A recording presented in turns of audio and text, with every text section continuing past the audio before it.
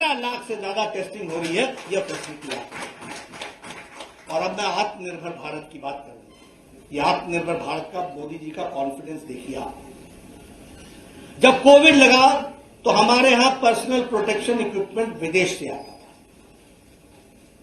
और चाइना से भी आता था, और फिर चर्चा होती थी कि ये सस्ता मटेरियल है, ये घटिया मटेरियल है। चाइना जानता था, इस तरीके की बातें लोग आपस में चर्चा करते थे।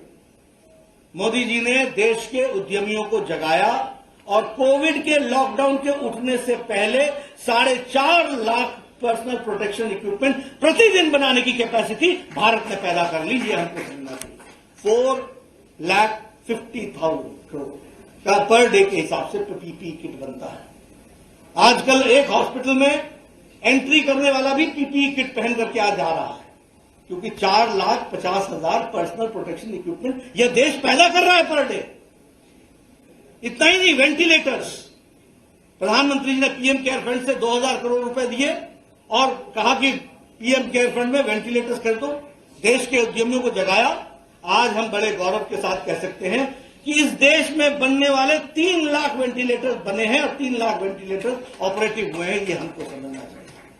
ये सारी बातें मैं आपके सामने इसलिए कह रहा हूं कि आत्मनिर्भर भारत के कॉन्सेप्ट को लेकर के जब हम चले, और मैं बिहार प्रदेश को बधाई देना चाहता हूं।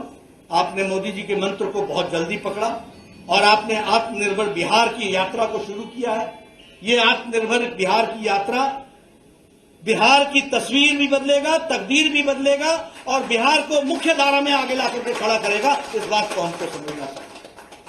और फिर मैं ये कहने के लिए नहीं कह रहा, 20 लाख करोड़ रुपए का आत्मनिर्भर भारत का पैकेज, 3 लाख करोड़ रुपए एमएसएमई सेक्टर, 3 लाख करोड़ रुपए की एमएसएमई सेक्टर में कोलैटरल लोन देना है। 1,10,000 करोड़ रुपए बच चुके हैं। 3 लाख करोड़ रुपए डिसबर्स होने में 1,10,000 करोड़ बच चुके हैं। बहुत सस्ता लोन और सब लोगों को आजीविका खड़ा करने का उद्देश्य। और यही नहीं, एमएसएमई सेक्टर का डेफिनेशन को भी डाइल्यूट किया गया ताकि ज्यादा से ज्यादा लोग एमएसएमई सेक्टर में आ सके। इस बात की चिंता की गई। मेरा निवेदन है बिहार के एक एक कार्यकर्ताओं से कि आप एमएसएमई सेक्टर की गहराई से पढ़ाई करें और हमारे नौजवान उद्यमियों को प्रेरित करें और उनको मुख्य धारा में लाने के लिए फिर से हम प्रयास करें। और उसमें हमारा एक कैटलिस्ट की भूमिका होनी चाहिए, एक फैसिलिटेटर की भूमिका होनी चाहिए। एक फैसिलिटेट करने का हमको योगदान होना चाहिए और यह भारतीय जनता पार्टी के युवा मोर्चा को करना पड़ेगा।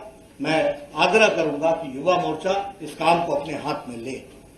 उसी तरीके से किसान मोर्चा, 1 लाख करोड़ रुपए खर्च होना है एग्री सेक्टर में। मोदी जी ने आपदा को अवसर में बदल दिया है, ट्रेजेडी को अपॉर्चुनिटी में बदल दिया है। अब यह हमारी जिम्मेवारी है, इट इज अवर रिस्पॉन्सिबिलिटी कि हम उसको धरती पर उतारें। और मैं गांव से आता हूं, मुझे मालूम है गांव में अगर हमारे प्रधान जी और एमएलए साहब 50,000 रुपए दे देते थे ना, तो अगले चुनाव तक गुण गाते थे, देखो 50,000 दिया था, देखो 50,000 दिया था। मैं ठीक बोल रहा हूं कि गलत बोल रहा हूं? आज 1 लाख करोड़ रुपए एग्रीकल्चर सेक्टर में खर्च होना है। वैल्यू एडिशन करो, मार्केटिंग के लिए सप्लाई चेन को बढ़ाओ, गोडाउन बनाओ, कोल्ड स्टोरेज बनाओ, स्टोरेज कैपेसिटी बढ़ाओ। अपने वैल्यू एडिशन के साथ साथ अपने उत्पाद को जीआई के माध्यम से जोड़ करके उसकी दुनिया में पहचान बनाओ, वोकल फॉर लोकल बने।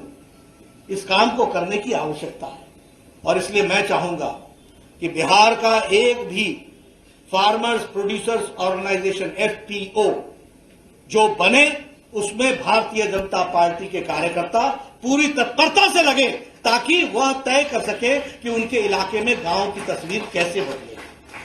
बहुत से प्रावधान है, पढ़िए।